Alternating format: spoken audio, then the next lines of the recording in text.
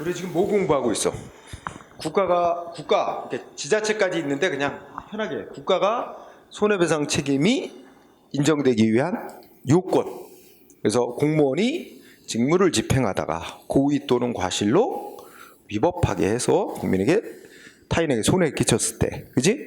그런데 이제 이 고의 또는 과실 공부하다가 이제 판례를 공부하고 있지. 지금 587쪽에 공무원이 법을 해석 적용할 때 이제 과실이 있느냐 의무를 판단하는데, 자 1번 판례는 두째 줄에 보면 뭐라고 했어? 일반적으로는 공무원이 자 어떻게 돼?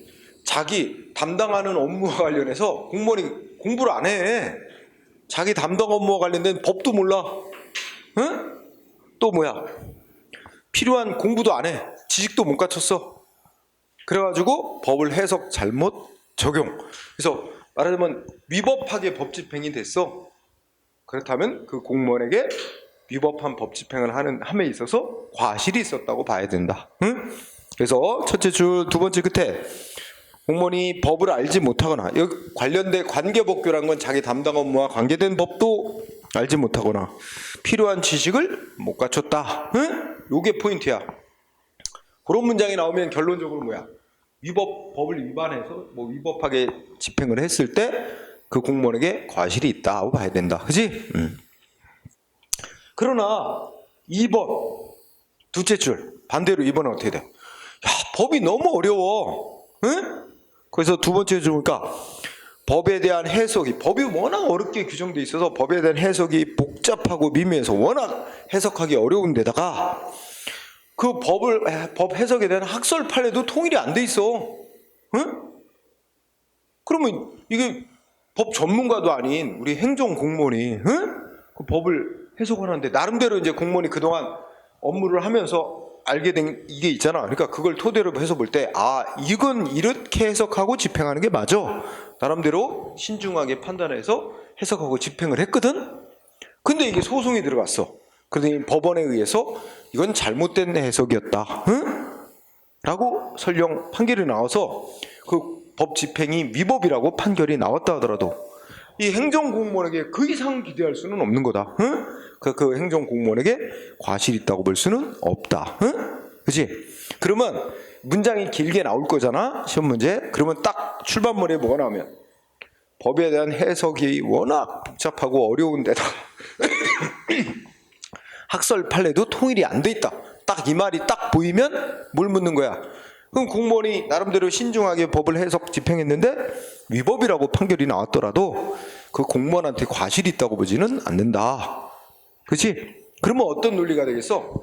위법한 법 집행으로는 인정이 됐으니까 위법한 처분이다. 그러면 그건 취소를 해줘야 돼. 그렇지? 하지만 그 위법한 법 집행에 대해서 손해배상까지 인정되는 건 아니다. 그지? 뭐 이렇게 되겠지? 그래서 1번, 2번 잘 이렇게 정리를 하고요. 네. 그 다음에 또 이제 다음 페이지, 그러니까 1번하고 2번하고 이렇게 짝지어서 공부해. 응? 짝지으면 좋겠죠? 어떤 상황이냐에 따라서. 자, 다음 페이지 가면 3번하고 4번 판례 있지? 응? 3, 4번 판례를 또 짝지어. 그러면 이제 이 공부하기가 편할 거야. 자, 3번 판례를 보면 첫째 줄에 내가 밑줄 쳐놨지. 법에 대한 해석이 확립되기 전이래요. 이게 중요한 키워드야. 그러면 이 말이 뭔 뜻일까? 법에 대한 해석이 확립되기 전이면, 법에 대한 해석이 확립되는 건 기본적으로 어느 때냐면 법에 대한 최종 해석권은, 그러니까 법률에 대한 해석권은 법원에게 있어, 최종적으로. 응? 그럼 법원이 이 법 규정은 이런 의미다라고 법원이 판결로서 해석을 해놨다면 그게 이제 확립된 거야. 그렇다면 법원이 이미 법에 대한 해석을 딱 내려놨는데 공무원이 그거 무시하고 지 나름대로 법 해석에 집행했다면, 그래서 위법이 된다면 그 공무원한테는 법 해석에 과실이 있다고 보는 거야. 근데 여기는 지금 법에 대한 해석이 확립되기 전이야. 그러니까 법원이 해석해 놓은 게 없어. 그러니까 나름대로 또 공무원이 법을 집행을 해야 되니까 나름대로 해석을 해서 신중하게 해석해서 집행을 했는데, 결과적으로 이제 법원이 이건 잘못된 해석이고 법 집행 위법이었다 하고 판결 내려도 공무원에게 법 해석에 과실이 있다고 보기는 어렵다. 이렇게 나온 거야. 그래서 3번 판례는 법령에 대한 해석이 확립되기 전, 그지? 이게 중요하고, 그런 결과 공무원이 어떻게 했어? 나름대로 이걸 해석하는 견해가 여러 개 있단 말이야. 그 중에 이 견해가 가장 타당해. 그리고 그 해석하는 언어 견해를 따라서 해석을 하고 집행을 했는데 나중에 판결이 나와서 잘못된 해석, 위법이라고 판결을 나도 공무원에게 과실 인정 안 한다. 결론, 과실 인정 안 한다. 반면에 4번은 어떻게 돼? 이미 대법원이 뭘 내려놨어? 법에 대한 해석 판결을 내려놨어요. 그럼 법에 대한 해석이 확립이 돼 있는 거야. 그럼 그 대법원이 해석한 거와 다르게 법 집행하면 안 되는 거잖아. 근데 그거 읽어보면 그거 무시, 아주 고집 부려갖고 대법원이 내린 법 해석과 다르게 해석을 하고 집행을 했다면 공무원에게 과실이 있다. 이거야. 간단하지? 응? 법에 대한 최종 해석권은 법원에게 있단 말이야. 자, 그런 얘기고, 그 다음에 또 5번이 또 중요해. 5번은 읽어보면, 자, 앞부분에 뭐라고 시작되지? 행정처분을 했대. 행정처분이 법 집행 조치 아니야? 응? 행정처분을 하고 난 뒤에 뭐라고 판명이 났대? 재량권 일탈 남용한 거다. 그래서 위법한 처분이라고 대법원이 판결 내렸대. 그런데 이 재량권이 부여된 행정처분을 하는 공무원이 뭐에 따라 법 집행을 한 거래? 상급기관이 정해준 업무처리 기준, 행정규칙이 정한 대로 업무 처리를 한 거야. 응? 그랬다면 대법원에 의해서 재량권 일탈 남용한 처분이다 하고 위법이라고 결론이 났어도 그거 상급기관이 정해놓은 행정규칙에 따라서 업무 처리한 공무원에게 과실이 있다고 볼 수는 없다. 왜냐면 행정공무원은 상급기관이 정한 업무 처리 기준, 행정규칙 이거 안 따르면, 정당한 이유 없이 안 따르면 징계받아요. 안 그래요? 조직 내부법 아니야, 행정규칙. 상급기관이 정하는 거 따라야지. 안 따르면 징계를 받는 건데. 그러니까 공무원이 상급기관이 정한 업무 처리 기준인 행정규칙대로 법 집행을 했는데 결과적으로는 그것이 위법한 처분이다라고 판결이 나왔다 하더라도 그렇게 집행한 공무원에게 과실이 있다고 볼 수 없다. 이게 기본이고, 요걸 좀 세부적으로 들어가면 그 행정규칙이 예를 들면 어떤 거지? 동그라미 1번에 보면 두 번째 줄 뭐라고 돼 있죠? 행정청 내부의 일응의 기준, 이게 나오지? 그게 뭐겠어, 다른 말로 하면? 행정규칙이지. 행정중 내부에서 업무 처리하는 기준을 정해놓은 경우, 그지? 그 말이나 똑같은 거잖아. 응? 그 다음에 동그라미 2번도 두 번째 줄 뭐라고 나왔어? 공중위생법 시행규칙 그리고 처분하는 기준. 이게 뭐겠어? 여러분들이 1권에서 행정입법 공부했잖아. 부령으로 정한 처분 기준 물어봐. 대법원 판례 보면 부령으로 정한 처분 기준은 부령으로 정한 제재적 처분 기준. 형식은 국민에게 효력받는 법규 명령의 형식인 부령으로 정해놨더라도 그 내용이 조직 내부의 사무처리 기준 정한 거에 불과하다면 결론적으로는 그거는 국민에게는 효력이 없는, 대외적 구속력이 없는 행정규칙으로 본다. 법규 명령 아닌 거로 본다잖아. 그러니까 이거 이제 그래서 이번에 공중위생법 시행규칙 처분의 기준, 이거는 성질이 행정규칙. 그럼 똑같아, 지금 얘기한 거랑. 이렇게 조직 내부의 행정규칙이 정한 바에 따라 법 집행을 했는데 결과적으로는 위법인 거로 판결이 나왔다 하더라도 그렇게 집행한 공무원에게는 과실이 있다고 볼 수는 없다. 다 같은 이치야. 그래서 그렇게 공부하면 될 겁니다. 똑같은 얘기가 나옵니다. 그 다음에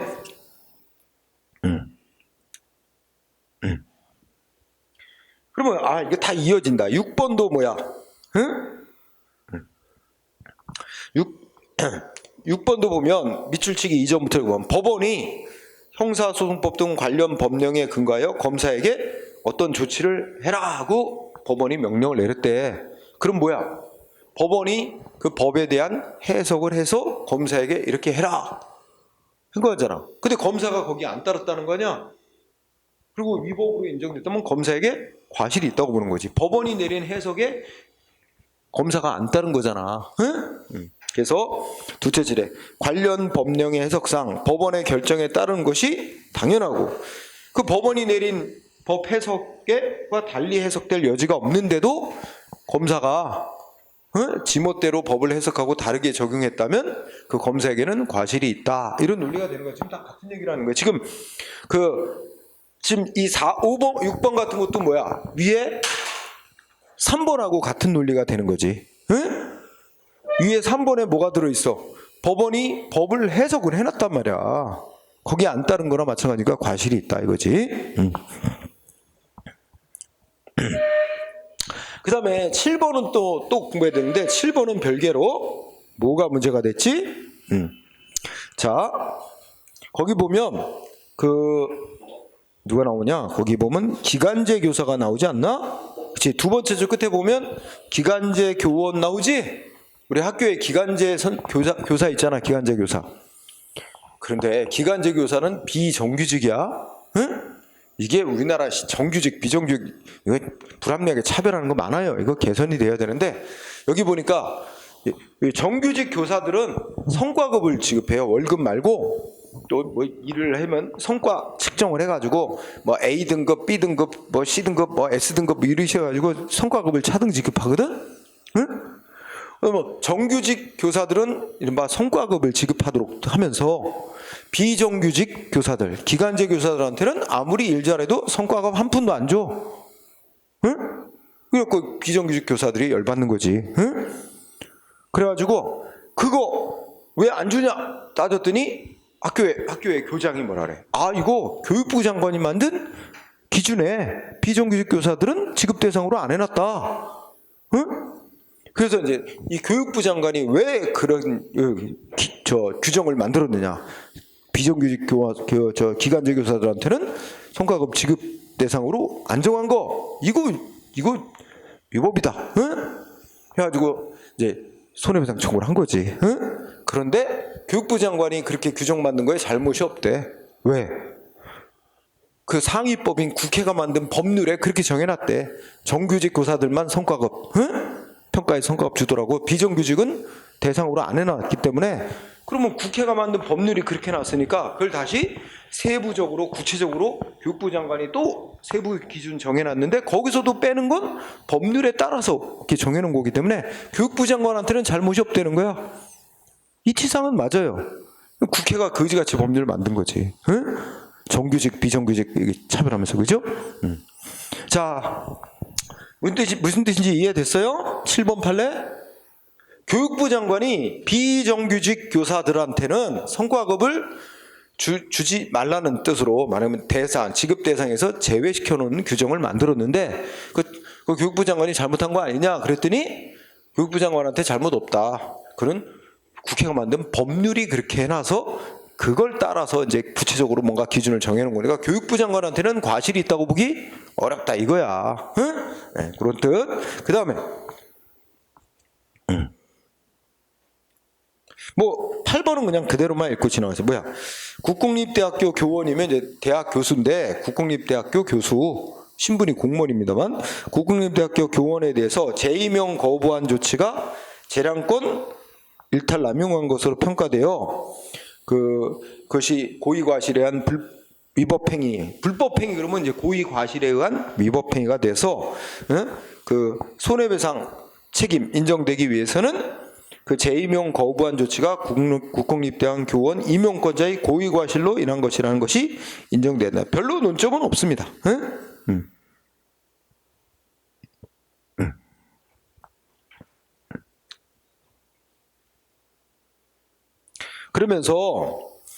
그러면 이게 국공립대학교 교원을 교수를 재임용 거부한 것이 위법이다 해서 배상 책임이 인정되려면 그 아래쪽 문장이 더 중요하네. 아래쪽에 뭐라고 돼 있어? 밑줄 친데 재임용 심사해달라고 신청권을 인정한 대법원 판결이 나오기 전이었다면, 이거는 이제 그 서울대학교 교수 같이 예전에 국립대학 교수가 원래 교수도 교수도 기간 단위로 재임용해서 또 임용하고 그래요. 심사에서. 응? 그래서 뭐 한 번 임용되면 뭐 4년인가 5년인가 임용하고 또 그 연구 실적, 뭐 학생 지도 실적 뭐 이런 거 평가해서 또 재계약하는 거예요. 재임용. 그래서 교수도 이 직급이 있어요. 조교수, 부교수, 교수 여기까지 다 이렇게 순차적으로 재임용돼서 올라가는 거야. 그래갖고 나중에 가면 이제 정년이 보장되는 교수 자리가 있어. 그게 제일 상위 단계인데 정년 보장 교수라고 영어로는 테뉴어라고 불러. 그런데 그거가 되기 전까지는 계속 재임용을 받아야 돼. 근데 어떤 교수가 재임용에서 탈락된 거야. 거부. 응? 그거에 대해서 예전에 그 소송 대상으로 안 받아주다가 대법원 판결이 바뀌면서 이제 한번 교수로 채용 임용돼서 이제 근무 기간을 마치게 되는 교수에게는 자기를 어떤 합리적인 기준에 따라 재임용해달라고 요구할 신청권이 있다고 봐야 한다. 이렇게 대법원 판결이 나왔어. 그렇기 때문에 신청권이 있는 교수가 자기를 재임용해달라고 신청을 했음에도 이제 거부한 건 상대방의 권리를 침해하는 게 돼서 소송 대상이 된다. 이렇게 이제 판결이 나왔단 말이야. 그래서 그 이후부터는 이제 뭐 다르게 되겠지만 그 이전까지는 재임용을 거부했다라 하더라도 그것이 부당하다는 이유로 손해배상까지 청구할 수는 없다. 그런 거야. 그래서 거기 밑에 재임용 신청권을 심사해달라고 신청권을 인정하는 대법원 판결이 선고되기 전에 국공립대학 교원에 대해서 재임용 거부 조치가 있었던 경우 그것에 대해서는 그것이 부당하다는 이유로 국공립대학 교원의 임용권자에게 손해배상 책임을 물을 수는 없다. 뭐 이런 논리야. 근데 아직 한 번도 안 나왔어. 응? 우리 799 시험에서는 그 정도 하고. 자, 그 밑에 판례. 행정처분이 후에 소송에서 위법이라고 취소 판결이 내려진 경우 그 처분을 행한 공무원에게 과실이 있다고 볼 거냐? 자, 1번 중요합니다. 자, 우리가 분석해보자. 행정처분이 후에 항고소송에서 취소. 자, 밑줄 항고소송에서 취소. 항고소송에서 취소하면 그 행정소송에서는 뭐만 인정한 거냐면 그 처분이 위법한 것이다 라고만 인정한 겁니다. 그 처분이 위법이니까 취소한다. 응? 항고소송에서 취소됐다. 뭐만 인정한 거라고? 항고소송에서는 처분이 위법하다는 것만 인정한 거야. 그런데 우리 지금 국가의 손해배상 책임이 인정되려면 법집행위가 위법이라는 것만 갖고는 안 되고 뭐가 또 있어야 돼? 그 위법하게 됐는데 직무를 수행한 공무원에게 고의나 과실이 있어야 된다는 요건이 추가적으로 필요하잖아. 응? 그러니까 항고소송에서 취소됐다. 뭐만 인정했다고 내가 지금 계속 얘기하고 있어. 항고소송에서는 뭐만 인정한 거야? 처분이 위법한 것이었던 것만 인정된 거고 또 손해배상이 인정되려면 그 처분한 공무원에게 고의나 과실이 있었는지 별도로 따져봐야 됩니다. 따져봐서 위법한 처분인데 고의 과실이 있었다고 인정이 될 때는 배상 책임 인정. 근데 위법한 것이지만 집행한 공무원에게 과실이 있다고 볼 수는 없다. 그러면 배상 책임까지는 인정 안 되는 거야. 그치? 응? 따라서 처분이 항고소송에서 나중에 위법하다고 해서 취소가 되었다더라도 위법만 인정된 거지 그 처분이 곧바로 집행한 공무원에게 고의 과실이 있었다고 단정할 수는 없는 거다. 따져봐야 돼. 고의 과실이 있었느냐 없었느냐는. 그렇죠? 이거 매우 잘 나옵니다. 응? 자, 그 다음에 1번 되게 중요한 판례고 2번은 그냥 읽어보자. 뭐라고 하냐면 행정처분을 담당하는 공무원이 보통 일반의 평균적인 공무원을 기준으로 볼 때 객관적인 주의 의무를 결여하여 객관적 정당성을 상실했다고 인정될 정도 됐을 때 비로소 공무원의 과실이 있다 이렇게 인정할 수 있다는 얘기입니다. 참고로 그냥 읽어두세요. 자, 1번을 매우 중시하고 자, 그 다음에 그 밑에 또 판례 보면 크게 제목이 뭐로 잡혀 있어요? 행정처분의 근거가 되는 법률이 나중에 위헌으로 선언됐을 때 그 집행한 공무원에게는 과실이 있다고 볼 거냐. 제목을 딱 보자. 그러면 이렇게 된 거야. 국회에서 어떤 법률을 만들었어. 법률이 제정돼 있는 이상 어떻게 돼? 행정공무원은 적용하고 집행을 해야 됩니다. 그렇지 않아요? 국회에서 법률 만들어 놓으면 행정기관은 집행을 해야 돼. 응? 그런데 자 이렇게 된 거지. 국회에서 법률을 만들었고 우리 행정공무원이 그 법률을 집행을 했어. 그런데 무슨 일이 있어? 그 이후에 그 국회가 만든 법률이 헌법에 위반되는 법률이다라고 헌재가 위헌 판정을 내린 거야. 그러면 거꾸로 이제 되돌아서 보면 우리 행정공무원은 위헌으로 판정이 나중에 내려졌지만 위헌으로 판정난 그 법을 집행하는 행위를 했잖아, 행정공무원이. 그러면 이 집행한 공무원에게 잘못이 있다고 할 수 있는 거냐? 상적으로 잘못을 인정할 수가 없어요. 왜? 행정공무원은 만들어진 법은 효력이 있는 한 집행을 해야 되는데 위헌 판정 나기 전이니까 이 법은 효력이 있는 법이야. 그 법률을 집행한 공무원에게는 잘못이 있다고 할 수는 없다. 응? 근데 근원적으로 올라가면 누구한테 잘못이 있는 거죠? 국회가 잘못인 거지. 국회가 잘못된 법을 만들어 놓은 거잖아. 그지? 그런데 아까 봤듯이 그럼 국회가 법률 잘못 만들어서 손해 입었다. 국가배상 책임 인정되기 쉬워? 그것도 안 된다 그랬잖아. 원칙이. 어느 때 되는 거야? 국회가 처음부터 헌법에 위반되는 걸 명백하게 알면서도 법을 만들었대. 그런 특별한 경우만 국가의 배상 책임 인정되지. 국회는 법을 애당초 만들 때 우리는 헌법에 어긋나게 만드는 거 아니야, 헌법에 맞게 만드는 거야 하고 생각하고 만들었는데 나중에 위헌 판정 나오더라도 국회의원의 그 법률 제정 행위에 대해서 국가의 배상 책임을 묻기는 어렵다 그랬잖아 아까. 응? 그러니까 이 경우는 그 법을 집행한 공무원에게도 과실이 있다고 보기 어렵고 그 법을 만든 국회 및 국회의원들에게도 과실이 있다고 보기 어려워서 다 배상받기 어려워집니다. 어쨌든 1번. 예. 1번 뭐야? 응? 법률이 헌법에 위반되는 법률인지 심사 권한은 헌재에게만 있습니다. 그러면 위헌 여부를 심사 권한이 없는 행정공무원으로서는 만들어진 법이 만들어져 있고 법률이 만들어져 있고 효력이 유지되고 있는 동안에는 집행을 해야 되는 의무가 있기 때문에 그 집행을 할 수밖에 없는 거다. 집행을 했는데 나중에 그 법률이 헌법에 위반되는 법률이라고 위헌 판정이 내려졌다 하더라도 그 법을 집행한 공무원에게는 과실이 있다고 볼 수 없다. 논리적으로 당연한 얘기입니다. 응? 1번.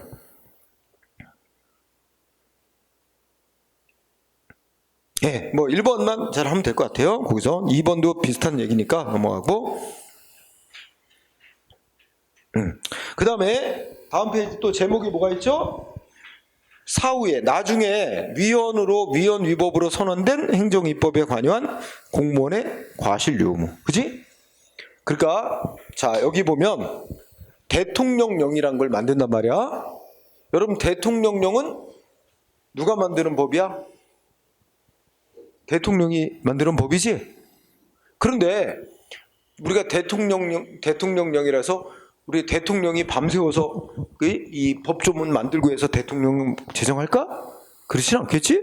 그 대통령령으로 정하는 사항과 관련된 분야 공무원들, 응? 거기서 다 안을 짜요. 다 규정 만들고 안을 짜서 나중에 대통령이 검토하고 그냥 사인하면 대통령령으로 만들어지는 거야. 대통령이 막 직접 만들고 하는 거 아니야. 그죠? 그러면 어떤 대통령령을 새로 만들거나 개정을 할 때 관련 부처 공무원이 그 대통령령의 내용을 다 이제 이 규정을 만든단 말이야. 그런데 거기서 만들면서 뭐 했다?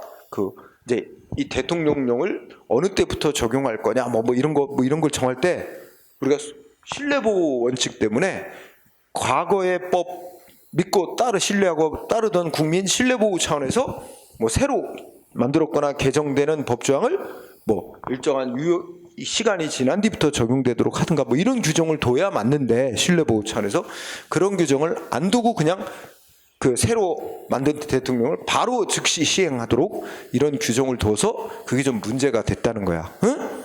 그렇더라도 그런 대통령령을 만들 때 관여한 공무원에게 잘못이 있다고 보기 어렵다. 이렇게 읽어보면 밑에 밑줄 뭐라고 나왔어요? 밑줄 적혀졌지? 그 중간쯤 아래쪽에 있지? 행정입법에 관여한, 이 행정입법이 대통령령이야. 대통령령을 만드는데 관여한 공무원이 그 대통령령을 만들 당시의 상황에서 다양한 여러 가지 요소를 고려해야 나름대로 합리적인 근거를 찾아 어느 하나의 견해에 따라 이 경과 규정이라는 거 이제 법 개정했을 때 또는 새로 만들거나 했을 때 어느 때부터 적용하도록 할 것인지 뭐 이런 거 그런 거에 관한 별도의 조치를 두지 않고 새로 만든 대통령령을 그대로 시행하거나 적용되도록 했다 하더라도 그 대통령령 제정하는 데 관여한 행정공무원에게 과실이 있다고 볼 수는 없다. 응? 그래서 국가의 배상 책임은 인정이 안 된다. 이런 얘기입니다. 그래서 맨 밑에 과실까지 인정하지는 않았죠. 그리고 맨 아래 판례는 아까 미니컵 젤리 사건 얘기했었지? 그래서 밑줄 친 데만 그거만 밑줄. 뭐야? 법에 의해서 부여된 권한을 행사하지 않은 게 그것이 직무상 의무 위반으로 위법한 것으로 평가되는 경우에는 특별한 사정이 없는 한 그 법을 그 권한을 부여받은 행정 공무원에게도 과실이 있다고 인정된다. 응? 그 두 줄. 이거 아까도 언급했었지? 밑줄 치세요. 예. 자, 그다음 네 번째 입증 책임. 자, 우리 다시 한번 요건은 어떻게 돼 있어? 공무원이 직무를 집행함에 있어서 직무를 집행하면서 고의가 있거나 또는 과실로 법령 위반을 달면은 위법하게 직무를 수행해서 타인에게 손해를 발생케 했을 때 그 공무원에게 일을 맡긴 국가나 지자체가 배상 책임을 지도록 돼 있단 말이야. 이때 우리가 지금 요걸 공부해왔죠. 근데 여기 결론 입증 책임 동그라미 1번 직무를 수행한 공무원에게 위법하게 직무를 수행하는데 고의나 과실이 있었다. 누가 증명을 해야 되는데? 응? 배상을 받고자 하는 피해자 측, 원고 측이 손해배상 청구 소송하는 피해자, 원고 측에서 입증해야 되는 겁니다. 원칙이. 그래서 동그라미 1번 한 줄만 뭐야? 응? 첫째 줄 고의 또는 과실, 공무원한테 고의 과실이 있었다는 것은 원칙적으로 누가 입증 책임을 진다고? 피해자 측, 배상받고자 하는 배상받으려고 소송을 제기한 피해자 측 원고가 입증해야 되는 거다. 원칙이. 응? 그래서 원칙만 하세요. 응? 자, 그 다음에 여기 네 번째 요건.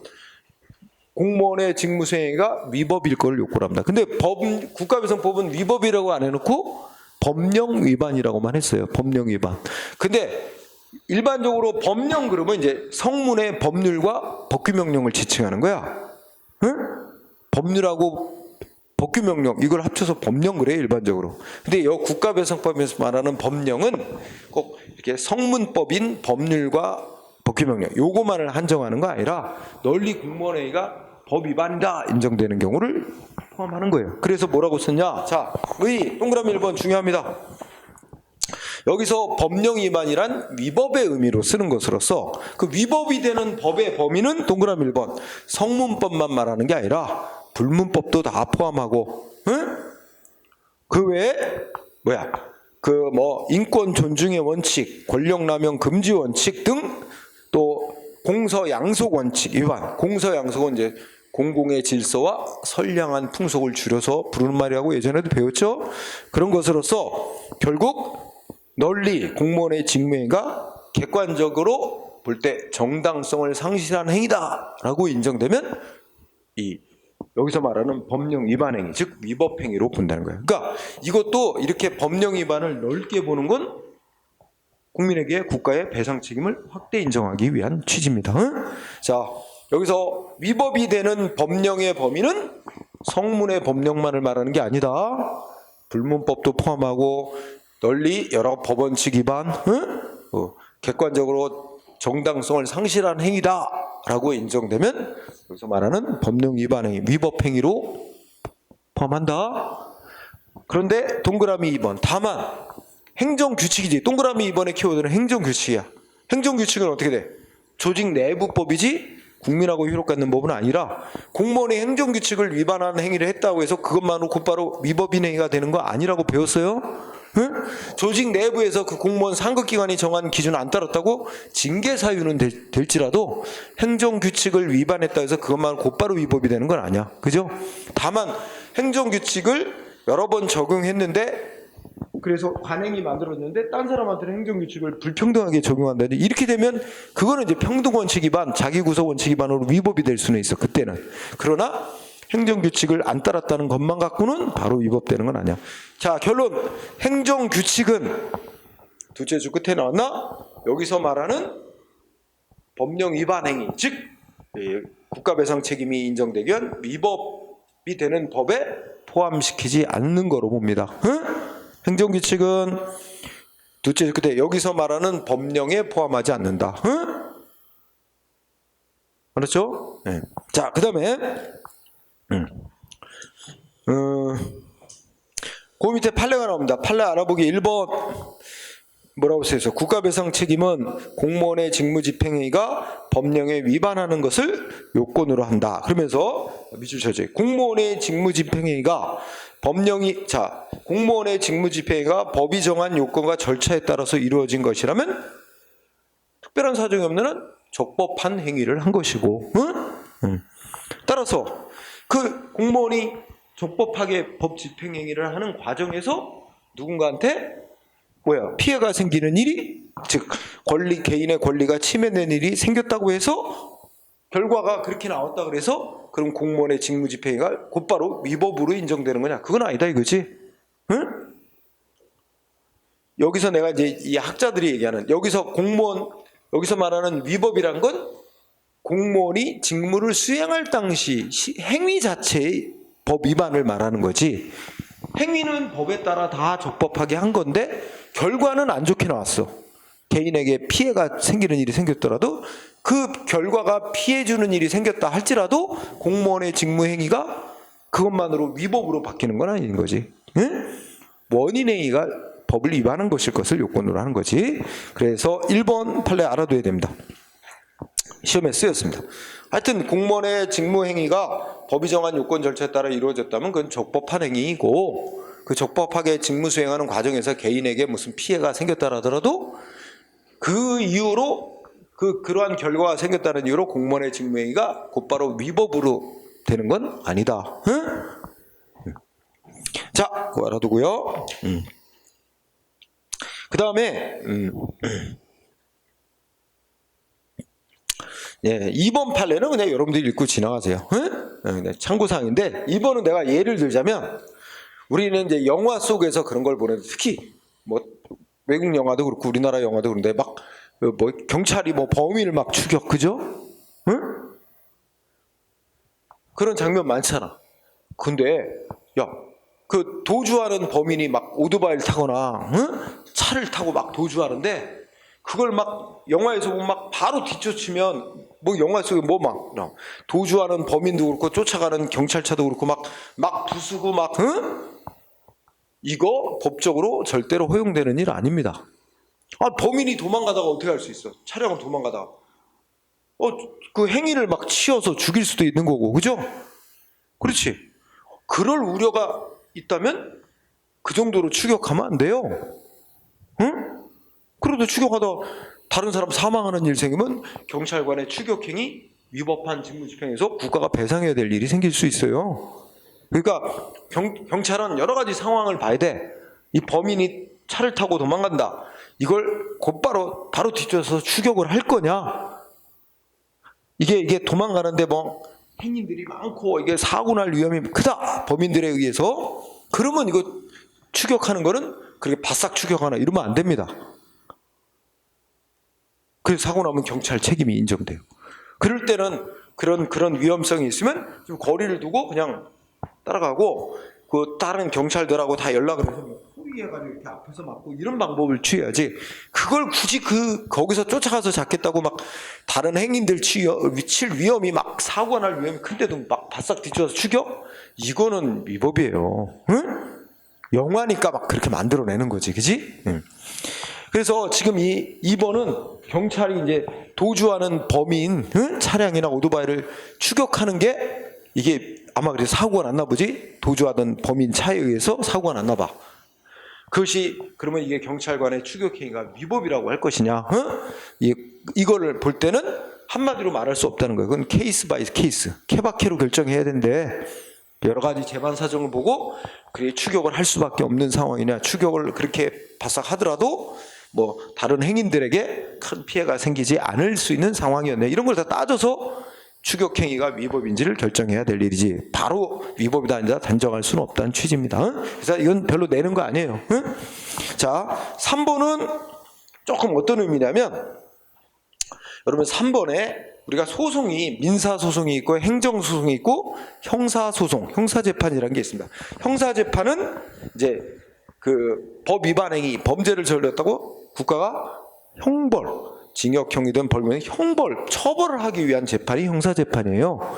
그러면 민사소송이나 행정소송이나 형사재판에서 각각 그 위법이라는 게 조금씩 달라요. 위법의 개념이. 응? 그걸 전제로 해야 돼. 이 위법으로 인정되는 범위가 조금씩 각각의 재판마다 좀 다릅니다. 그렇다면 여기에 이제 3번의 골자는 이거야. 경찰관이 아마 총을 쐈나 봐. 응? 뭐 범죄 혐의가 있는 자에게 총을 쐈는데 이게 총기를 사용하는 행위가 위법한 행위냐, 이게 논란이 됐다는 거야. 응? 그래가지고 이 총을 쓴 공무원에게 두 가지 소송이 제기됐어. 하나는 이 총을 쏜 공무원이 직무를 위법하게 해서 그 뭐라 그러나, 이게 그 무슨 죄로지? 형사재판에서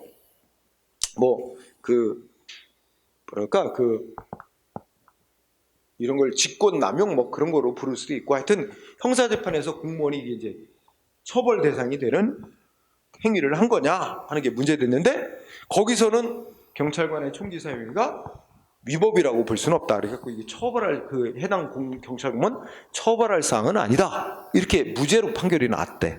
근데 그거는 형사재판의 문제고, 이제 경찰관의 총기 사용 행위가 위법이다. 그래서 손해 입었다. 손해배상 청구하는 데 있어서 위법은 좀 더 넓어요. 응? 위법으로 인정되는 뭐가 좀 더 넓다고. 그러니까 형사재판에서는 경찰관의 총기 사용 행위가 굳이 처벌까지 할 그런 위법 행위로 볼 수는 없다. 그래서 무죄로 됐더라도 그 경찰 공무원, 민사소송을 하는 손해배상 재판에서는 경찰관의 총기 사용 행위는 위법이었다. 좀 더 위법이 넓게 인정되니까 위법이었다고 인정하고 국가는 배상해라. 이렇게 판결 나올 수 있다는 겁니다. 응? 그래서 읽어봐. 뭐라 했어? 응? 그래서 3번의 두 번째 줄, 형사사건, 즉 형사재판에서는 경찰관의 총기 사용 행위에 대해서 무죄 판결 나왔더라도, 응? 거기는 이제 총기 사용 행위를 위법으로 안 본 거지. 그래서 무죄로 선고됐더라도 그 총기를 사용한 해당 경찰관의 직무 수행상에, 총기 사용하는 직무 수행에 있어서 과실과 그로 인해 발생한 피해 등 여러 가지를 다 생각해 볼 때 손해배상 재판하는 민사소송에서는 경찰 공무원의 과실로 인한 위법행위에서 배상 책임이 인정될 수도 있다는 겁니다. 응? 그러니까 이런 인식, 이런 판결을 이해하려면 민사소송, 행정소송, 형사소송에서 그 위법으로 인정되는 범위가 조금씩 다 차이가 있을 수 있다는 거예요. 제일 폭넓게 위법으로 인정되는 게 민사소송에서의 손해배상 책임에서의 위법이 제일 넓게 인정되는 거야. 응? 이해했을 것 같고, 그 다음에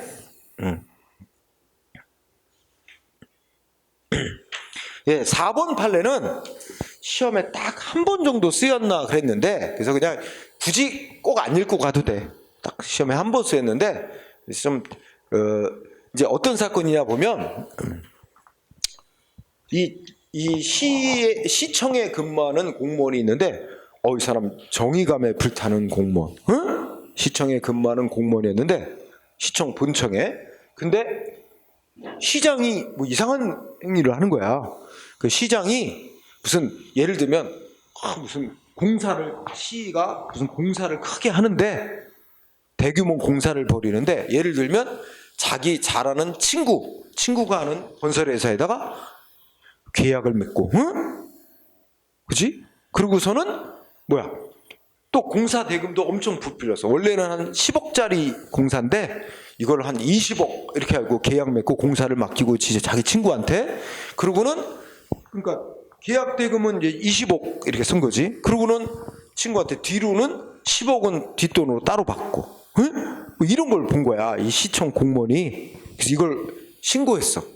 저기 국민권익위원회 이런 데 있잖아. 응? 거기다 여기는 어디다 신고했다 그러지? 부패방지위원회. 응? 부패방지위원회라고 저기 국민권익위원회 산하에 또 있어요. 응? 거기다 신고를 했어. 그러면 이제 거기서 막 조사 나오고 해요. 응?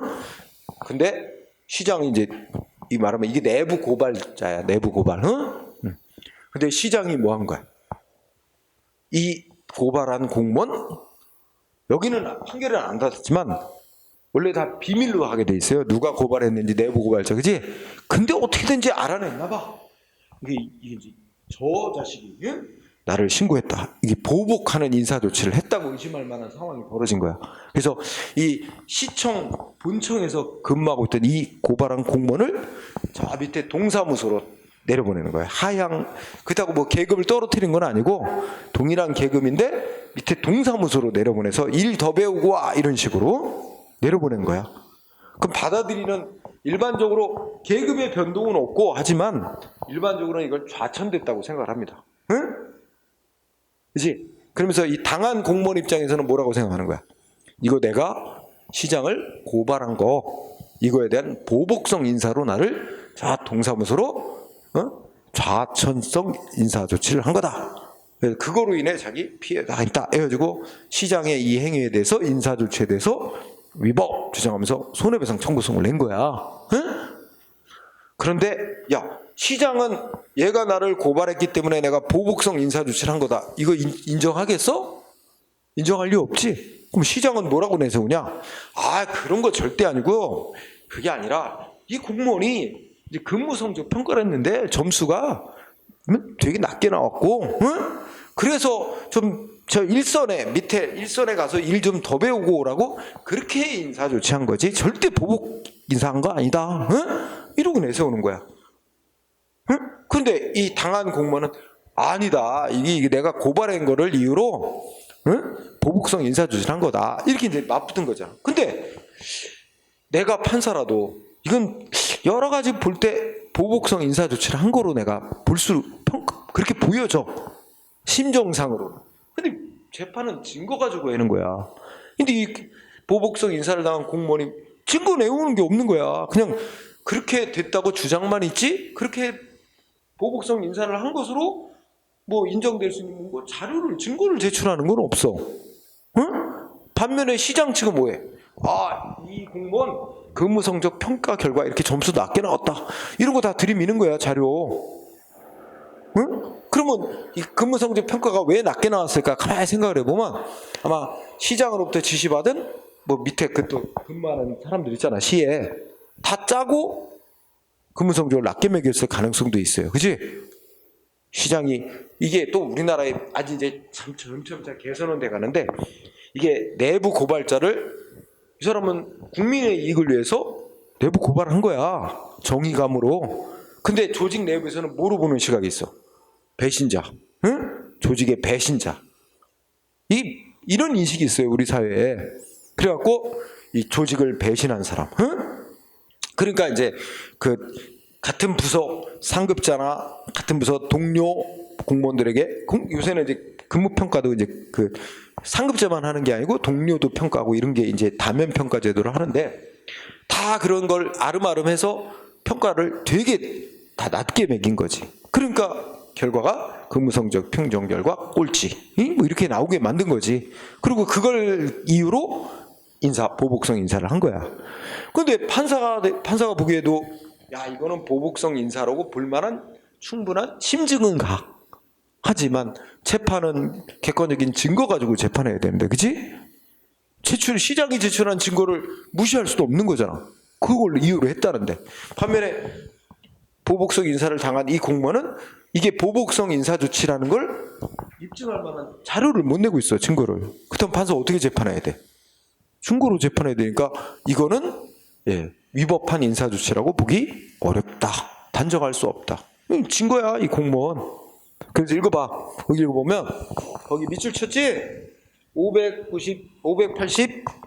592페이지 맨 위에 시청에 근무하던 시청 소속 공무원이 시장을 부패방지위원회에 신고를 한 후 저 아래 동사무소로 하향 전보 인사 조치가 된 사안에서 그 전보 인사 조치는 해당 공무원에 대한 근무 성적, 평가 결과, 또 원활한 업무 수행의 필요성 등을 고려해 이루어진 것으로 볼 여지도 있기 때문에 사회 통념상 허용될 수 없을 정도로 객관적 상당성을 상실한 인사조치라고 보기 어렵다.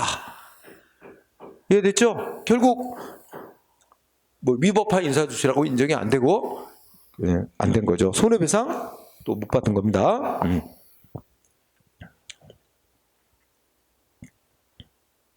그 다음에 이제 5번은 우리 개인 땅들 뭐예요? 시군구청에서 시군구청장이 개인 땅값들 결정하죠? 응? 소위 공시지가라고 개별 공시가 결정한단 말이야. 근데 개별 공시가 결정이 법에 어긋나게 잘못 결정된 경우. 그래서 거기 읽어보면 넷째 줄에 뭐라고 돼 있어? 개별 개별 공시지가가 적정 가격보다 훨씬 높은 가격으로 결정됐대. 이게 제대로 결정했으면 뭐 1,000원짜리 땅으로 결정돼야 되는데 한 막 2배, 막 2,000원짜리 땅. 높게 결정되면 좋은 것도 있고 안 좋은 것도 있고, 높게 결정되면 땅을 계속 보유하고 있는 세금을 많이 부과받게 된단 말이야, 그죠? 그래서 여기는 훨씬 높은 가격으로 결정된 경우에 개별 공시지가 산정 업무를 담당하는 공무원 등이 직무상 의무를 위반해서 이렇게 높게 결정되게 만들었다 해서 위법으로 인정된 사례, 그지? 그럼 왜 그랬냐면 그 위에 과정들이 있죠. 뭐 감정평가, 뭐 감정평가사 이렇게 해서 결정하는데 그런 걸 다 애시당초에 잘못 결정된 걸 몇 차례에 걸쳐서 다 이게 검증할 수 있었는데도 그런 걸 제대로 안 하고 잘못 결정한 거 위법으로 인정된 사례. 그래서 5번까지 보세요. 자, 그 다음에 6번은 좀 넘어가고, 그 다음에 밑에 그러면 공무원의 법 집행행위가 위법이 되는 위법이 되는 형태를 보면 보통 많은 경우는 우리가 위법 그럼 뭘 생각하냐면 법을 적극적으로 집행을 했는데 그것이 법에 어긋나는 행위가 됐을 때 위법, 그지? 근데 또 하나는 뭐가 있어? 뭔가 법이 정한 조치를 했어야 되는데 안 해가지고 이 위법한 부작이라고 하는 형태도 이 법 집행행위 위법으로 인정됩니다. 그래서 여기에 포인트는 단가라 이번에 뭐야? 부작위도 포함이 되는 거야. 법 집행을 했어야 되는데, 법 집행 조치를 했어야 되는데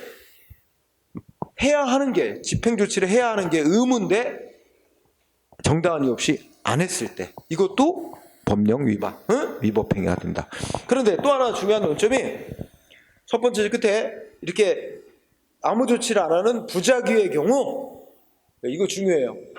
아무 조치를 안 하는 부작위의 경우, 자, 법에 공무원은 이러이러한 상황 되면 이런 조치를 해야 한다라고 딱 명시돼 있는데, 조치를 해야 될 의무가 명시돼 있는데 안 할 때만 위법한 부작위가 되는 거냐?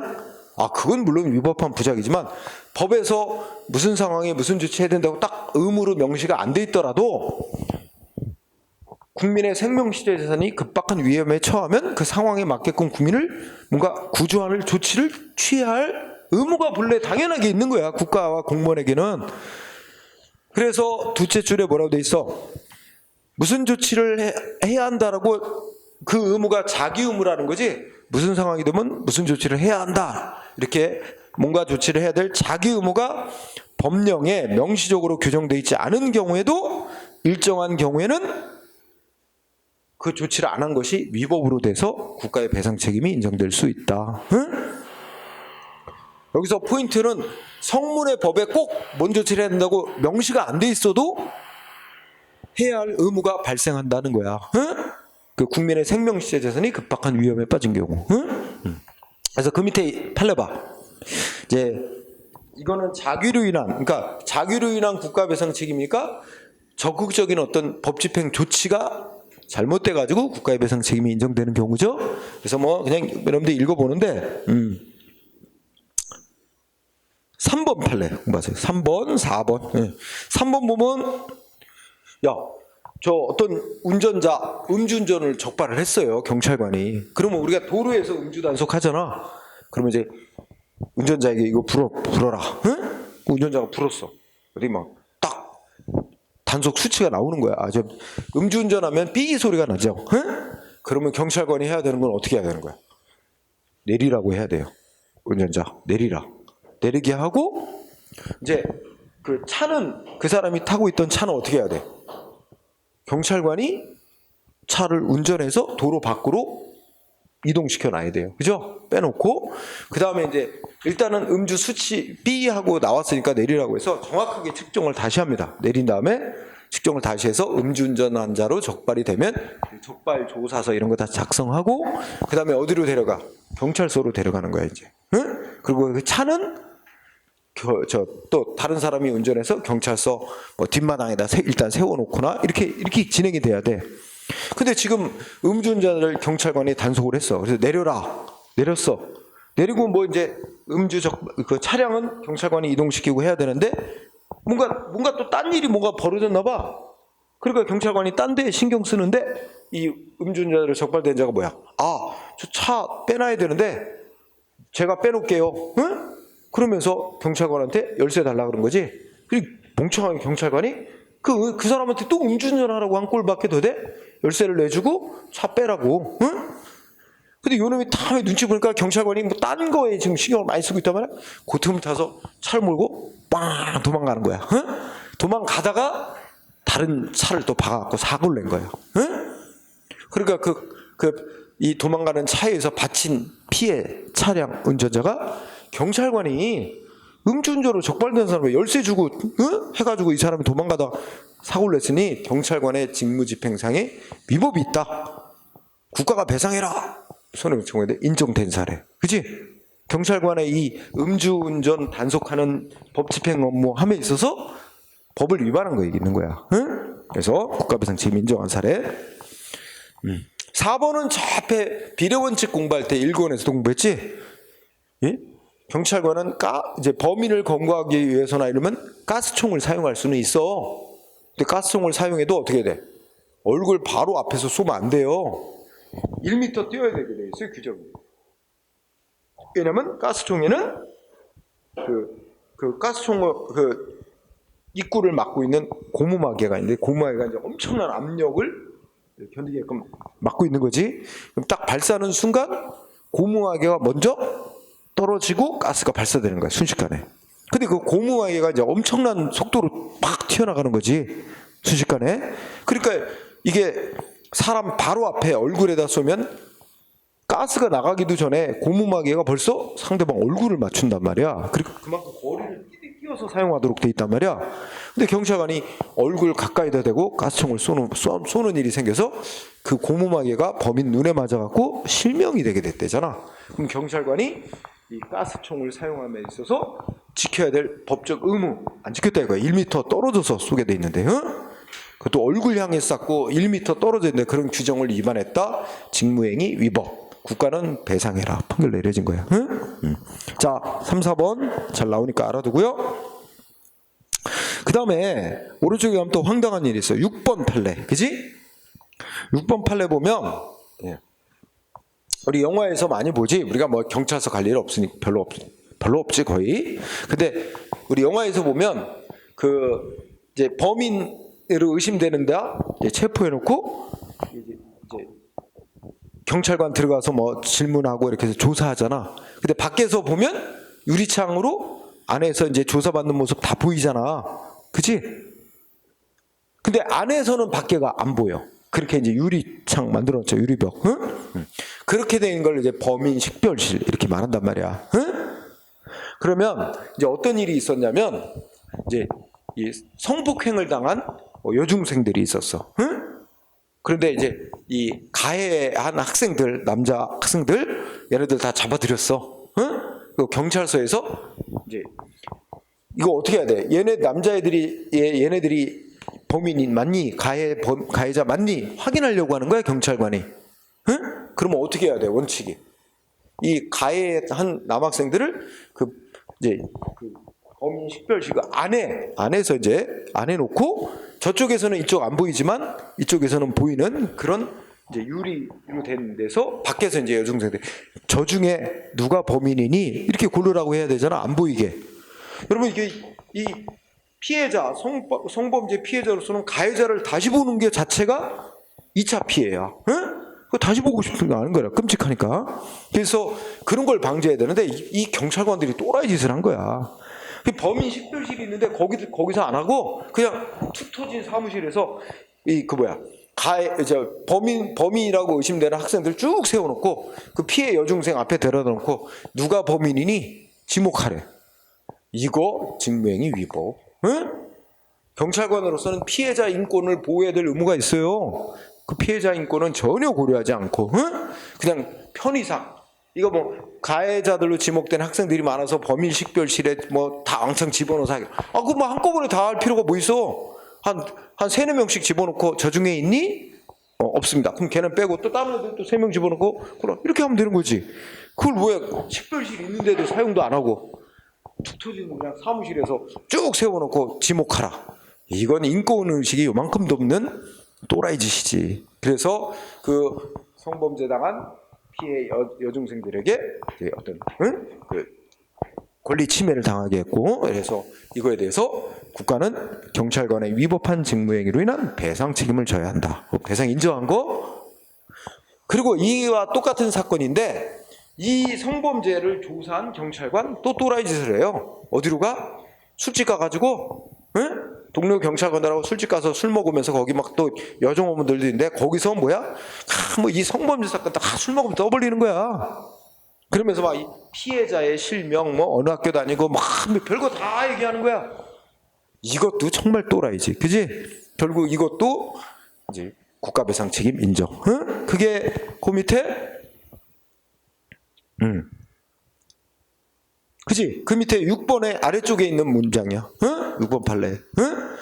위에는 범인 식별실 사용하지 않고 가해자 지목하도록 한 행위, 그지? 그것도 위법이고, 밑에 그 술집 갖고 그 성범죄 피해자의 인적사항 다 떠벌리고 막 이런 거, 이것도 위법이고. 그 다음에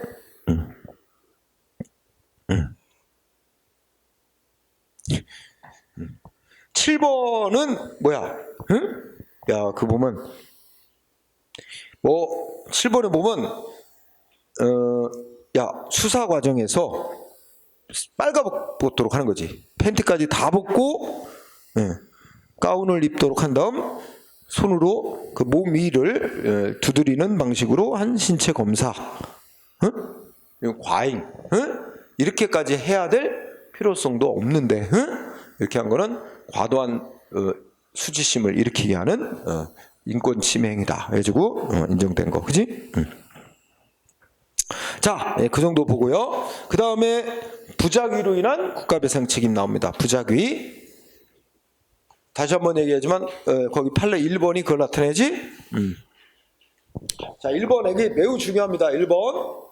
국가배상법이 정하고 있는 법령에 위반하여라는 게 이제 위법이라는 뜻인데, 이 위법이라는 것이 꼭 엄격하게 형식적 의미의 법령에, 이 형식적 의미의 법령을 좀 다른 말로 바꿔 생각하면 성문법, 성문법에 이러한 조치를 해야 된다고 꼭 명시되어 있는데 안 하는 것만을 말하는 게 아니라, 성문법에는 명시되어 있지는 않더라도 셋째 주도 읽어봐.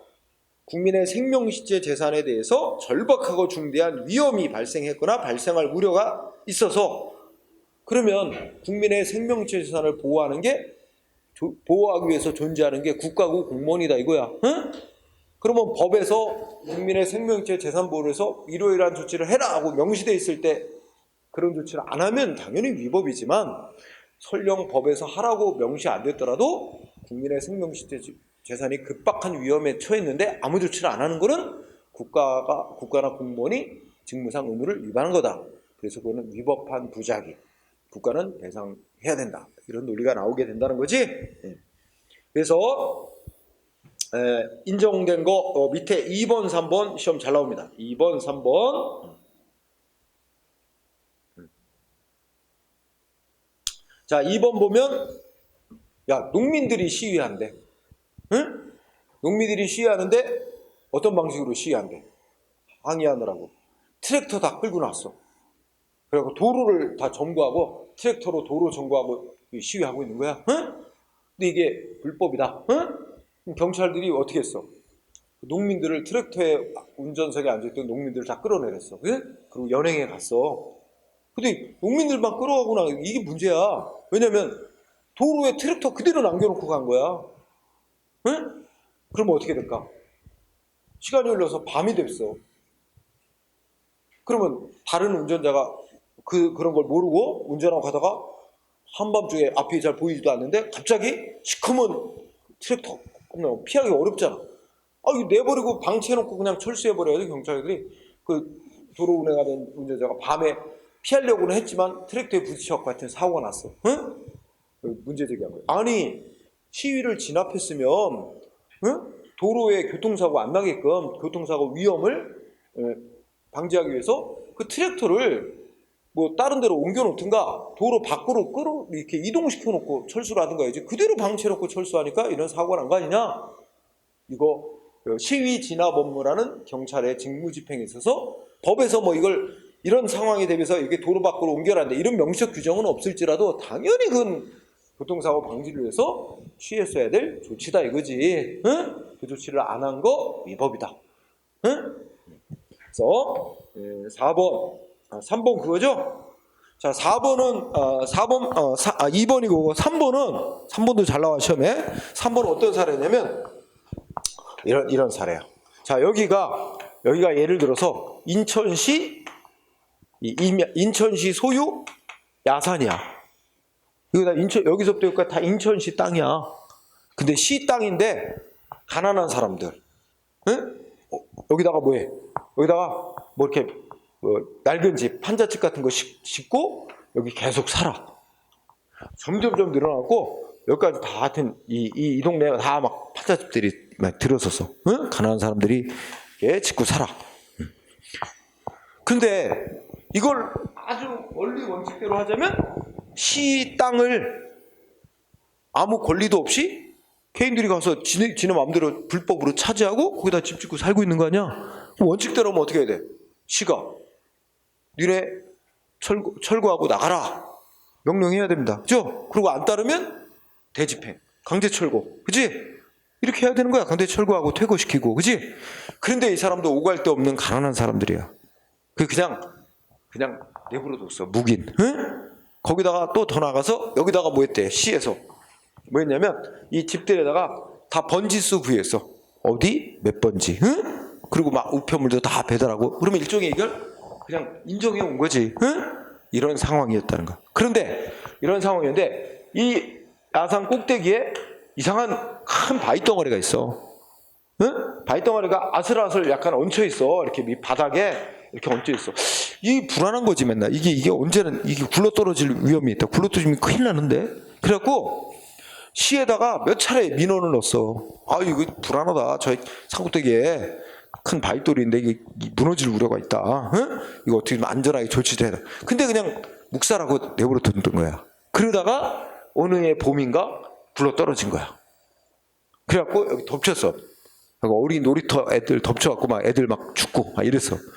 이렇게 사건이 터지고 나니까 이제 뭐야? 이 주민들이 인천시를 상대로, 지자체를 상대로 손해배상 청구. 뭐 했다고? 아니, 이 공무원들이 이 안전한 조치를 취해야 할 의무가 있음에도 불구하고 안 했다 이거지. 위법한 부작. 설령 법에 이런 조치를 해야 된다고 명시된 게 없더라도 이거는 주민들의 생명, 신체 안전에 대한 안전을 위해서 법 규정은 없더라도 당연히 취해줬어야 될 조치다. 그런 조치를 안 한 것은 위법한 부작위. 배상 책임 인정한 사례. 응? 자, 나오고요. 그 다음에 또 5번도 나왔는데 5번은 좀 길게 써놨지만 어떻게 돼요? 응? 맨 아래 굵은 글씨 썼지? 5번 판례 끝에 보면 응? 뭐라고 썼어요? 5번 판례 끝에. 응? 자, 이 사례는 지금 이렇게 산이 있어. 경사가 급경사인데, 자, 여기에 뭐가 있는지 알아? 여기에 무슨 가스 탱크, 가스 저장고가 있대. 여기 가스 탱크가 지어져 있대.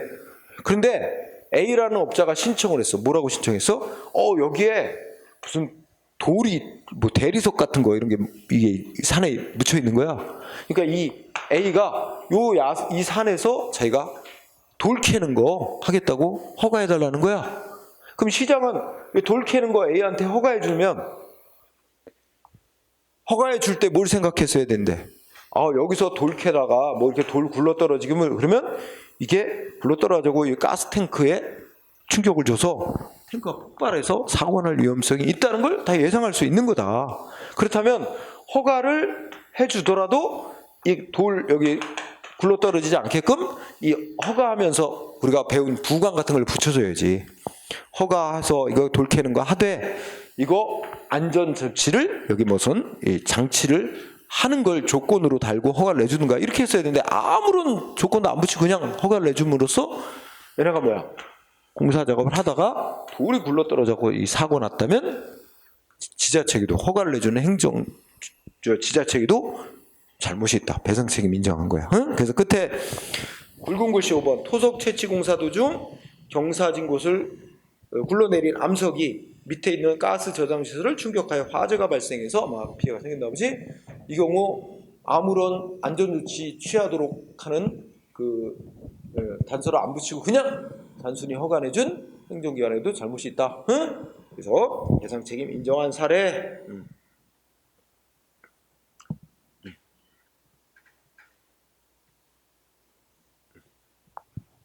자, 그 다음에 6번은 여러분들 시험에는 안 나왔는데 그 6번도 여러분들 읽어보자. 6번은 어떤 취지냐면 경찰이 법 집행할 때 그 기본이 되는 법이 경찰관 직무집행법이라고 있는데 거기는 이제 되게 무슨 상황이 생기면 몇 년 예를 들어 무슨 조치 등 할 수 있다 이렇게 돼 있어서 재량으로 돼 있어요.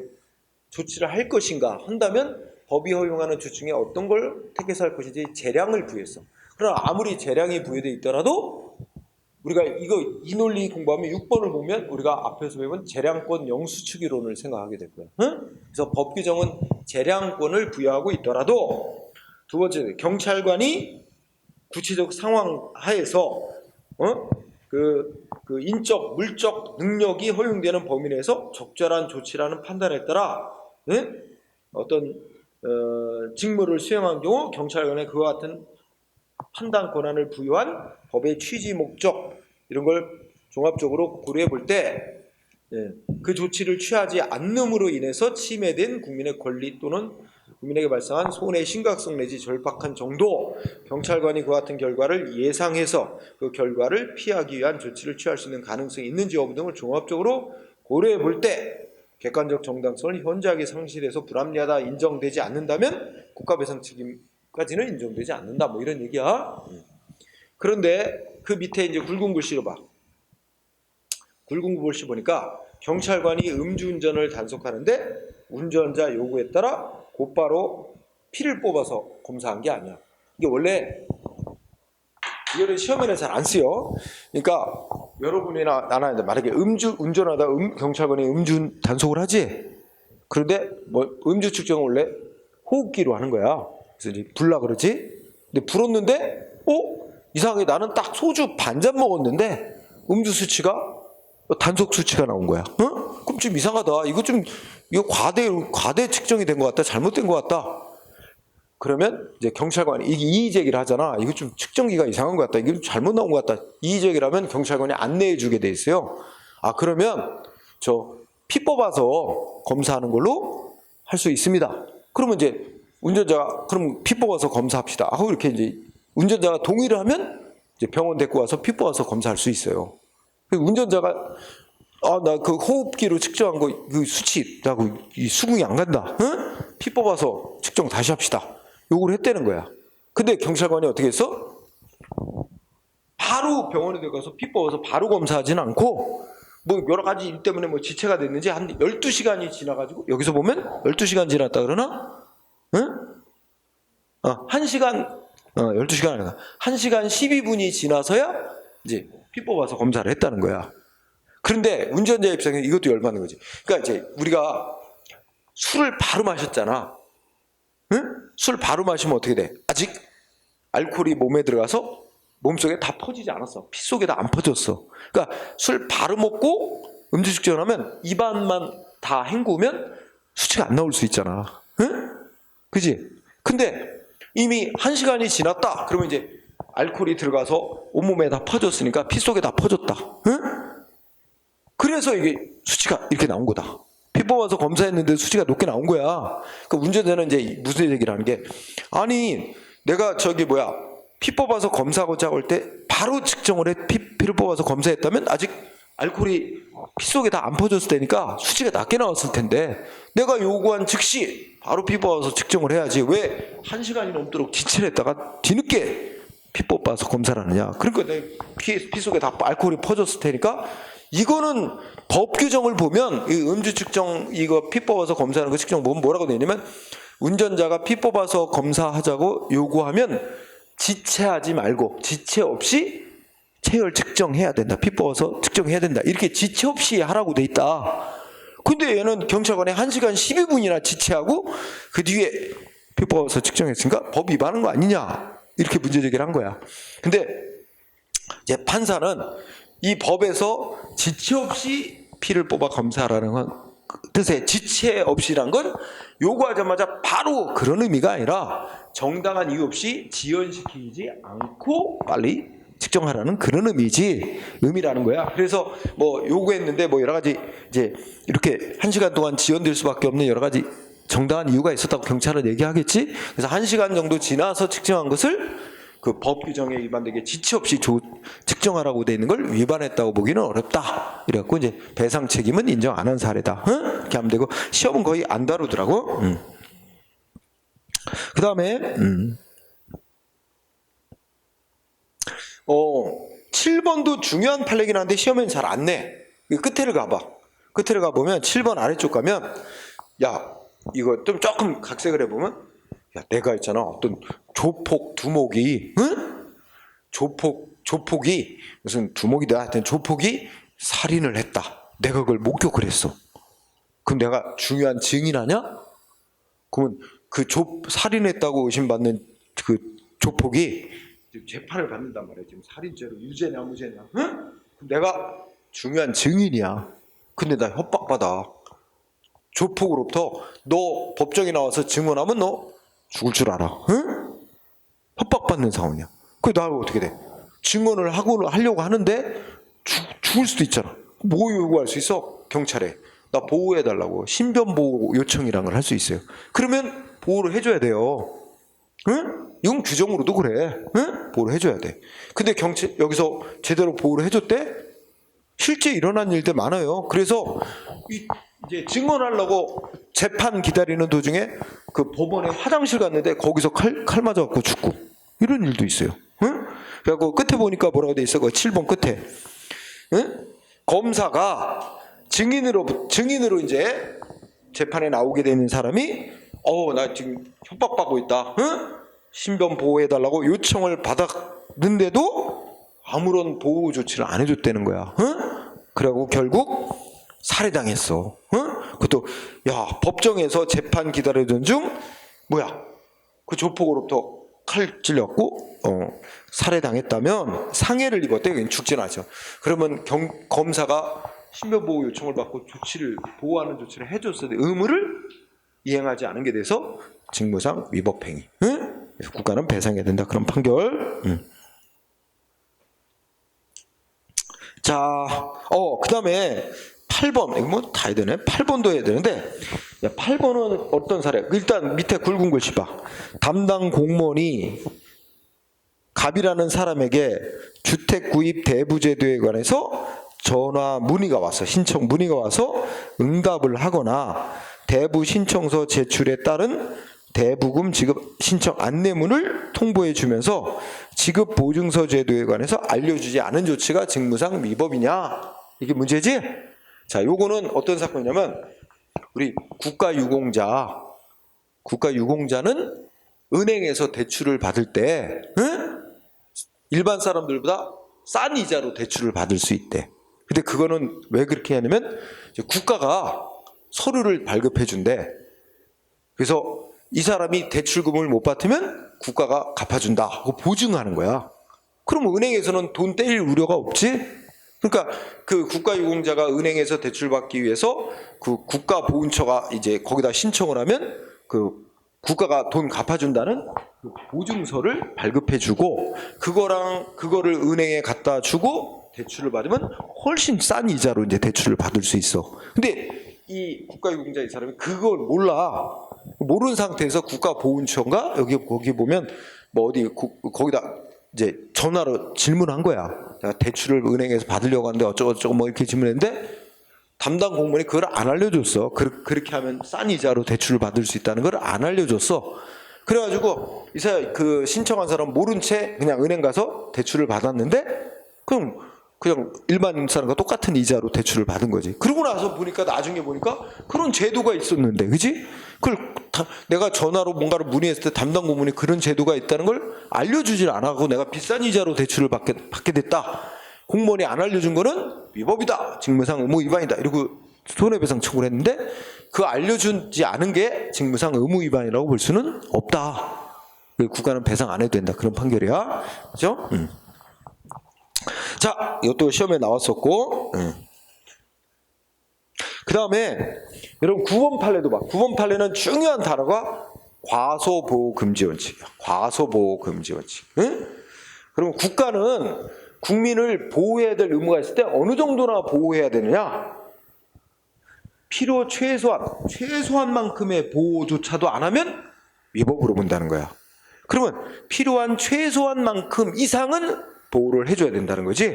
그 필요한 최소만큼도 보호 안 해주면 위법이다. 이런 논리야. 그래서 그걸 과소보호 금지 원칙이라고 합니다.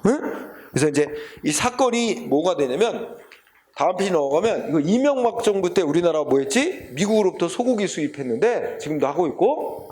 근데 그때만 해도 이명박 정부 초창기에 광우병 사태라는 게 터집니다. 그죠? 광우병이 소가 미치는 병이야.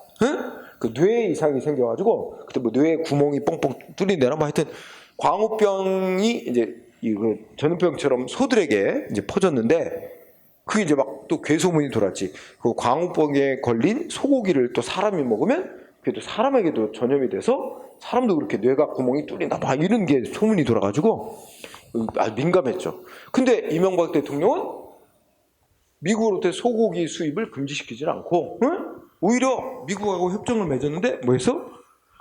특히 이제 광우병은 나이가 많은 소, 나이가 좀 많이 들은 소한테 많이 생긴다는 거야.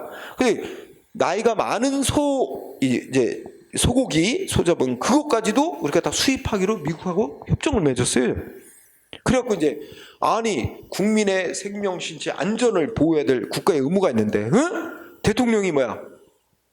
국민의 안전은 생각 안 하고 광우병 위험이 큰 나이가 많은 소 잡은 거 그 소고기까지도 다 수입할 수 있도록 협정 맺은 건 국민의 생명이체 재산을 보호해야 될 의무를 위반한 거다.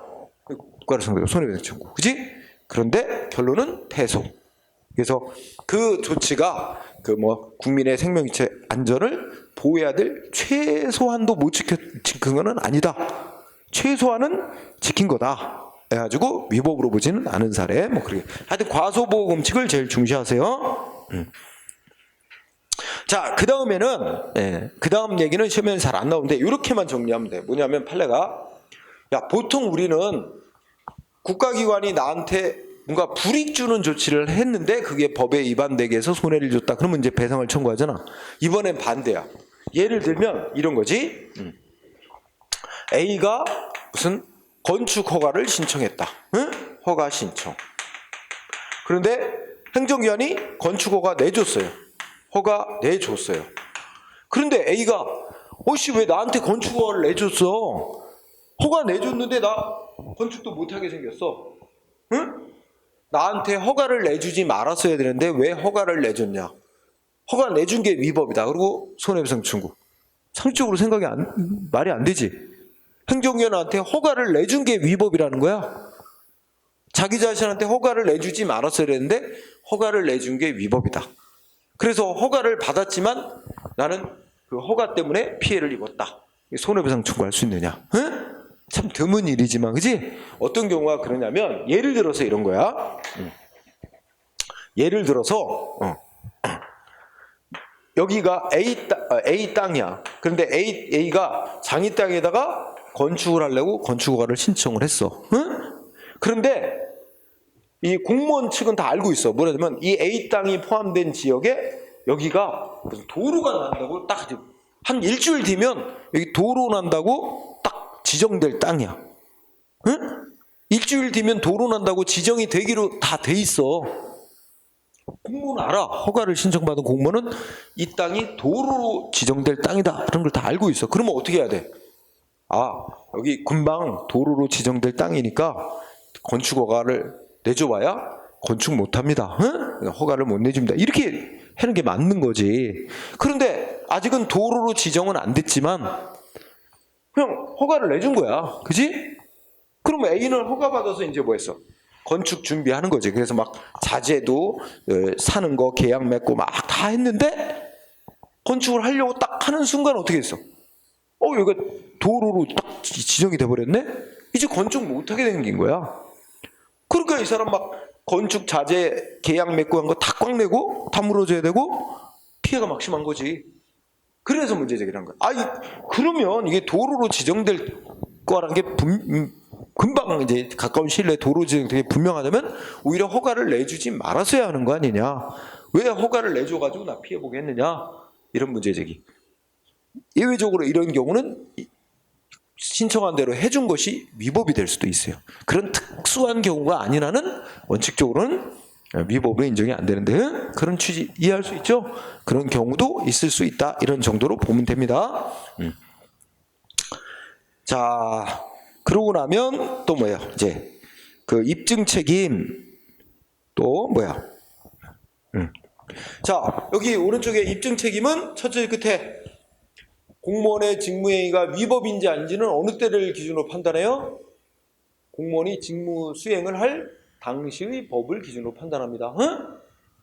자, 첫째 끝에 위법 여부 판단은 공무원의 직무 집행행위가 이루어질 당시 그 행위 당시의 법을 기준으로 위법 여부를 판단하는 거라는 거. 그 지금 597페이지 위쪽에 방가로 3번 입증 책임과 위법성 판단 시점 이렇게 얘기했지? 공무원의 직무 수행행위가 위법이라는 점은 당연히 피해자가 입증해야 되는 것이고 또 위법인지 아닌지 판단하는 기준 시점은 공무원의 직무 집행행위를 할 당시의 법을 기준으로 판단하는 거다. 이건 상식이고 네, 방가로 4번은 여러분들이 공정력과 성결 문제 거기서 공부한 거야. 즉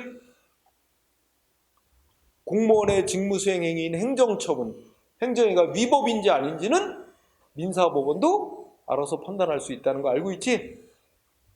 취소시키지만 못하는 거지. 민사법원이 위법이니까 취소한다. 이거는 권한 없잖아. 취소시킬 권한 없지만 공무원의 직무행위가 위법하게 행해진 거 맞다. 이거는 인정할 수 있어. 민사법원도. 그리고 인정하고 배상 판결 내려줄 수 있어. 그게 배운 거야. 배운 영역이니까. 그래서 판례 중에 1번 뭐야? 응? 둘째 줄에 행정소송으로 이건 위법한 처분이었다. 취소 판결 먼저 내리지 않아도 민사법원이 알아서 위법한 행위였다라고 인정해 줄 수 있기 때문에 취소 소송으로 취소 판결 먼저 행정소송으로 취소 판결 먼저 안 받더라도 위법이라는 이유를 내서 주장하면서 민사소송으로 손해배상 청구할 수 있죠. 그럼 민사법원이 알아서 위법 인정하고 배상 판결 내려줄 수 있다고 배운 거야 이미. 그러니까 좀 그 정도로 하고 맨 아래 항고소송에서의 위법과의 관계. 항고소송은 행정소송이야. 내가 여러분 아까 뭐라고 얘기했지? 민사소송에서 위법, 행정소송에서 위법, 형사재판에서 위법 다 조금씩 다르다고 본다고. 응? 제일 넓게 인정되는 위법의 범위가 어디라고? 민사소송에서 인정하는 위법의 범위가 제일 넓다고. 응? 그러면 이렇게 되는 거지. 여러분들 이제 거기에 견해 대립이 나오는데 일단 밑줄 치자. 뭐라고 써있냐면 셋째 줄.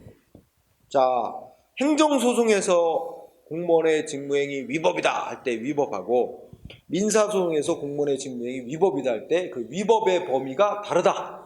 응? 두 개의 소송에서 인정하는 위법의 범위가 다르다고 보는 견해. 이게 다수 견해입니다. 응? 이 견해에 따르면 어떻게 된다고? 뭐가 어디에서 인정하는 국가배상법에서 공무원의 직무행위 위법할 때 그 위법으로 인정되는 범위가 행정소송에서 위법이라고 인정되는 범위를 보다 더 넓게 인정된다고 봅니다. 응? 그 밑줄 국가배상법상의 위법 개념이 행정소송에서의 위법 개념보다 넓다고 본다. 응? 그러면 자연스럽게 그 다음 말이 무슨 말인지 알 거야. 그러면 지금 읽은 거 두 줄을 표로 그리면, 자, 우리가 국가배상, 이 손해배상, 국가배상에서의 위법. 이거는 국가배상 청구소송은 민사소송을 하잖아. 민사소송에서 공무원의 직무수행해가 위법이다 인정되는 범위를 이만큼의 범위, 여기에 해당되면 이건 위법한 행위로 인정되는 범위야. 그런데 행정소송에서의 위법, 행정소송에서 공무원의 직무수행해가 위법이다, 행정처분이 위법이다, 위법으로 인정되는 범위는 더 좁다 이거야. 요 안에. 응? 그러면 자, 요런 관계니까 그러면 이렇게 되겠지? 행정소송에서 공무원의 직무행위에서 위법이라고 인정이 됐대. 그럼 행정소송에서 위법이라고 인정이 되면 행정소송에서 인정하는 위법의 범위를 다 포함해서 국가배상, 민사소송에서는 위법으로 인정하는 거지. 그럼 당연히 뭐야? 이 국가배상, 즉 민사소송에서도 뭐야? 위법으로 인정돼야 안 돼. 에서도 당연히 위법으로 인정이 되는 거지. 그치? 이쪽이 훨씬 위법으로 인정되는 거가 넓은 거니까, 여기에 해당한다 그러면 당연히 국가배상에서 말하는 위법에도 포함되는 거잖아. 응? 그런데 행정소송에서는 위법인 행위라고 인정이 안 됐대. 그래도 어떻게 될 수 있어? 국가배상소에서는 위법이라고 인정될 수 있습니다. 그런 경우가 어떤 건가? 여기에 해당하는 어떤 행위가 있어. 공무원 행위가 여기에 해당이 돼. 그럼 여기에 해당한다면 행정소송에서 인정하는 위법의 범위 바뀌잖아. 그리고 행정소송에서는 그 행위는 위법이 아니다 이렇게 말할 수 있어. 그치? 위법이 아니다 할 수 있는데 민사소송인 국가배상에서는 그 공무원 행위는 위법에 포함된다 해가지고 인정될 수 있는 범위잖아. 그러니까 이런 얘기가 되는 거지. 그치? 응? 그치?